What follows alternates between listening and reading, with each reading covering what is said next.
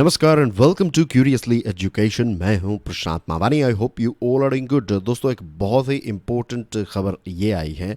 Apple का जो latest iPhone है, आईफोन 14, ये अब हमारे देश में बनाया जाएगा और इनफैक्ट इस आईफोन 14 की मैन्युफैक्चरिंग की शुरुआत हमारे देश में हो चुकी है।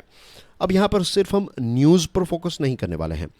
ये जो मेड इन इंडिया आईफोन है, ये अपने आप में एक बहुत बड़ी बात क्यों है, उसको भी हम एंड में समझेंगे। लेकिन इससे पहले कुछ इंटरेस्टिंग चीज़ों को देख लेते हैं। भारत सरकार ने कैसे अलग अलग बड़ी बड़ी कंपनीज को अट्रैक्ट करने के लिए क्या क्या चीज़ें की है, ये सारी चीज़ों के बारे में आज हम विस्तार से चर्चा करने वाले हैं। आईफोन या फिर एप्पल की बात करें तो एप्पल का जो हेडक्वार्टर है वो कहाँ पर है? कैलिफोर्निया, यूएसए में है। और 2017 से भारत में एप्पल कंपनी ने अपने आईफोन्स को मैन्युफैक्चर करने की शुरुआत की। सबसे पहले उन्होंने जो फ़ोन हमारे देश में मैन्युफैक्चरिंग करना स्टार्ट किया, दैट वाज आईफोन एसई। आज एप्पल जो है वो उनके मोस्ट एडवांस्ड आईफोन्स, जिसमें एप्पल आईफोन एससी से शुरुआत की, फिर आईफोन 12, आईफोन 13 और अब आईफोन 14 जो है, जो उनका लेटेस्ट फ़ोन है, वो भी हमारे देश में एप्पल जो है वो मैन्युफैक्चर करना स्टार्ट कर दिया है।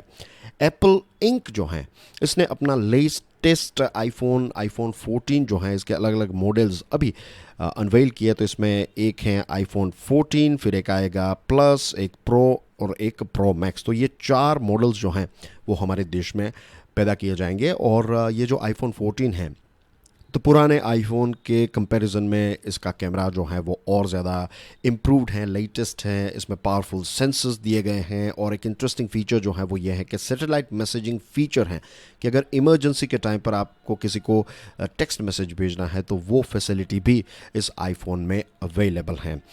आईफोन का ये जो 14th वर्जन है या फिर आईफोन 14 जो है, ये हमारे देश में तहलका मचाएगा फॉर श्योर, राइट। एप्पल जो है इस चीज़ को लेकर काफ़ी एक्साइटेड हैं। और हमारा देश जो है, इसके बारे में एक और चीज़ बता दूं कि वर्ल्ड की सेकंड बिगेस्ट स्मार्टफोन की अगर कोई मार्केट है, चाइना नंबर 1 पर है, नंबर 2 पर हमारा देश है इंडिया।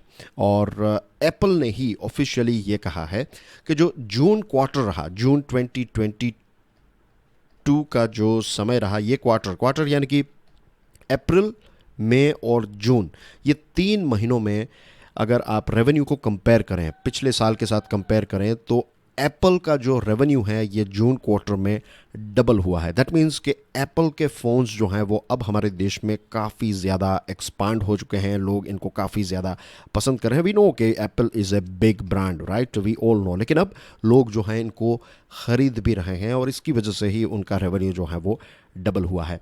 एप्पल का ये ऑफिशियल स्टेटमेंट है आपकी स्क्रीन पर। The new iPhone 14 lineup introduces ground breaking new technologies and important safety capabilities. Made in India iPhone 14 जो हैं वो आने वाले कुछ दिनों के अंदर ही हमारी लोकल मार्केट में अवेलेबल हो जाएगा। हमारे कस्टमर्स जो हैं, लोकल कस्टमर्स, डोमेस्टिक कस्टमर्स जो हैं, वो मेड इन इंडिया आईफोन को ख़रीद पाएंगे, यूज़ कर पाएंगे। लेट मी टेल यू कि ये जो प्रोडक्शन है वो सिर्फ इंडिया की मार्केट के लिए नहीं है। हमारे देश में पैदा किए गए आईफोन्स जो हैं वो दुनिया के दूसरे देशों को भी एक्सपोर्ट किए जाएंगे। इनको एक्सपोर्ट कौन करेगा? फॉक्सकॉन, आपने नाम सुना होगा फॉक्सकॉन का। फॉक्सकॉन की एक फैसिलिटी जो है वो तमिलनाडु में है, चेन्नई के आउटस्कर्ट्स में इनकी फैसिलिटी है, प्रोडक्शन फैसिलिटी है, राइट। ये श्री पेरुम्बदूर नाम की जो जगह है वहाँ पर उनकी फैसिलिटी है। और फॉक्सकॉन कंपनी जो है ये world's largest contract electronics manufacturer और मेजर आईफोन असेंबलर हैं। तो फॉक्सकॉन यहाँ पर इन सारी चीज़ों को असेंबल करेगी, आईफोन 14 को, और फिर दुनिया के अलग अलग देशों में इनको बेचा जाएगा। बहुत कम लोगों को शायद याद होगा कि पिछले 20 सालों से एप्पल कंपनी जो है वो भारत में अपना सामान बेच रही है और धीरे धीरे इनकी एक्टिविटीज़ जो है वो काफ़ी बढ़ती जा रही हैं, which is very good for our country. सितंबर 2020 में, आज से लगभग 2 साल पहले, एप्पल ने अपना पहला ऑनलाइन स्टोर हमारे देश भारत में लॉन्च किया। और एप्पल के बहुत सारे रिटेल स्टोर्स हैं और आने वाले समय में एप्पल और ज़्यादा अपने रिटेल स्टोर्स को हमारे देश के अलग अलग टाउन्स, सिटीज़ में लॉन्च करने वाला है। पाइपलाइन में बहुत सारे ऐसे रिटेल स्टोर्स जो हैं वो खुलने वाले हैं। App design and development accelerator facility जो है वो बेंगलुरु में है। तो हमारे देश के जो डिज़ाइनर्स हैं, ऐप डिज़ाइन करते हैं, सॉफ्टवेयर के साथ जुड़े हुए लोग जो हैं, तो उनको भी एप्पल जो है वो यहाँ पर जॉब जनरेट कर रहा है। और इसी के साथ साथ जो रीन्यूएबल एनर्जी ट्रेनिंग है, तो इसमें लोकल ऑर्गेनाइजेशन को सपोर्ट प्रोवाइड कर रहा है। इसके साथ कम्युनिटीज़ के डेवलपमेंट के लिए भी एप्पल जो है वो अलग अलग प्रोग्राम्स हमारे देश में चलाता है। जेपी मॉर्गन का एक रिपोर्ट आया है, एप्पल सप्लाई चेन रिलोकेशन। इसका कहना यह है कि 2025 तक जो ये एप्पल आईफोन 14 है, अभी एंड ऑफ 2022 तक लगभग 5% जितने आईफोन 14 जो हैं पूरी दुनिया में जो एप्पल आईफोन पैदा करता है, तो उसमें से 5% जितने हमारे देश भारत में बनेंगे। और 2025 तक 25% जितने आईफोन 14 जो हैं वो हमारे देश में बनेंगे। इतना ही नहीं, अगर चाइना और भारत की बात करें तो फिलहाल क्या है कि दुनिया में जितने आईफोन्स बनते हैं, तो 5% जितने आईफोन्स जो हैं, टोटल आईफोन्स जितने भी मॉडल्स आ रहे हैं, तो 5% जितने जो हैं वो चाइना के बाहर बनते हैं। ज़्यादातर आईफोन्स जो हैं वो चाइना में ही बनते हैं। लेकिन 2025 तक क्या होगा कि लगभग 25% जितने आईफोन्स जो हैं वो चाइना के बाहर बनेंगे। तो रीज़न एक तो सबसे बड़ा रीज़न जो है वो यूएसए और चाइना के बीच में जो ट्रेड वॉर की शुरुआत हुई, और ट्रेड वॉर जो है वो सिर्फ बिजनेस के साथ नहीं है, उसके पीछे कहीं ना कहीं टेक्नोलॉजिकल वॉर भी है।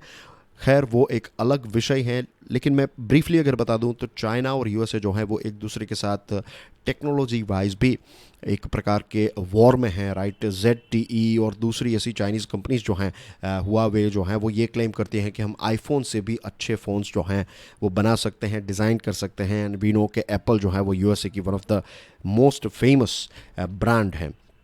तो अलग अलग टेक्नोलॉजिकल प्रोडक्ट्स को लेकर भी इन दोनों के बीच में एक युद्ध चल रहा है। बट सिर्फ ये रीज़न नहीं है।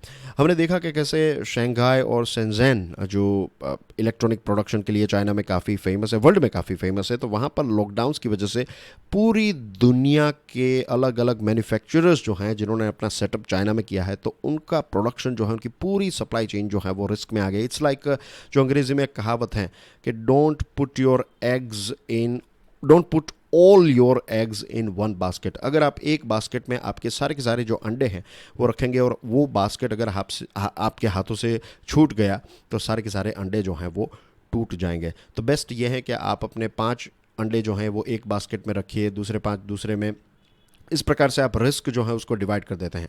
तो इट्स लाइक कि अगर चाइना में कुछ आईफोन बनेंगे, इंडिया में आईफोन बनेंगे, वियतनाम में बनेंगे, थाईलैंड में बनेंगे और दूसरे देशों में बनेंगे, लेट्स से बांग्लादेश में फॉर एग्जांपल, तो क्या होगा कि अगर चाइना में लॉकडाउन है या फिर ऐसी कोई सिचुएशन आ गई, तो फिर प्रोडक्शन जो है वो इंडिया, वियतनाम और दूसरे देशों में चलता रहेगा। तो ये भी एक स्ट्रेटेजी जो है वो बहुत सारी कंपनीज जो हैं वो फॉलो कर रही है, और इसकी वजह से साउथ ईस्ट और साउथ एशिया के देश जैसे कि इंडिया है, वियतनाम है, थाईलैंड है, तो ये अब प्रेफरेबल लोकेशन बनते जा रहे हैं अलग अलग बड़े बड़े प्लेयर्स के लिए। वो जियोपॉलिटिकली अपने प्रोडक्शन को डाइवर्सिफाई करना चाहते हैं, और ये सारे देश ऐसे हैं जहाँ पर लो लेबर कॉस्ट हैं, sufficient skilled man power support हैं, नीतियाँ जो हैं, पॉलिसीज़ जो हैं वो भी काफ़ी सपोर्टिव हैं, और गवर्नमेंट भी आपको काफ़ी सपोर्ट प्रोवाइड करती है, ऐसा भी मॉर्गन का एनालिसिस कहता है।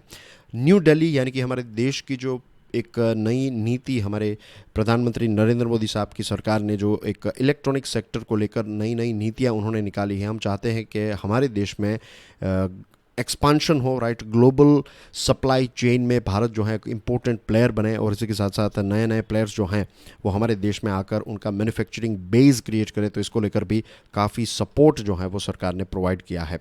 इसी के साथ दोस्तों एट्रैक्टिव इंसेंटिव्स, अगर आप लोकल प्रोडक्शन करेंगे और इन चीज़ों का एक्सपोर्ट करेंगे, इसमें टेलीकॉम, नेटवर्किंग इक्विपमेंट और आईटी यानी कि इंफॉर्मेशन टेक्नोलॉजी प्रोडक्ट्स भी आ गए, तो और सेमीकंडक्टर चिप को लेकर 76,000 करोड़ रुपीस की एक स्कीम जो है वो भी सरकार ने लास्ट ईयर अनाउंस की थी। तो हम चाहते हैं कि हमारे देश में सिर्फ प्रोडक्ट्स को असेंबल ना किया जाए, डिज़ाइन भी यहाँ पर हो, मैन्युफैक्चरिंग भी यहाँ पर हो। तो ये सारी चीज़ों को लेकर सरकार काफ़ी सपोर्टिव है। और लास्ट वीक ही इंटेल और टीएसएमसी जो है ये ताइवान की कंपनी है, इसका नाम है ताइवान सेमीकंडक्टर मैन्युफैक्चरिंग कॉरपोरेशन। तो इसको अट्रैक्ट करने के लिए लास्ट वीक ही सरकार ने जो एक फिजिकल सपोर्ट जो सेमीकंडक्टर स्कीम को लेकर जो एक प्रोडक्शन लिंक्ड इंसेंटिव स्कीम है, तो इसमें और ज़्यादा बजट जो है वो दे दिया है इसको, और ज़्यादा फिजिकल यानी कि फाइनेंशियल सपोर्ट जो है वो सरकार ने दिया है।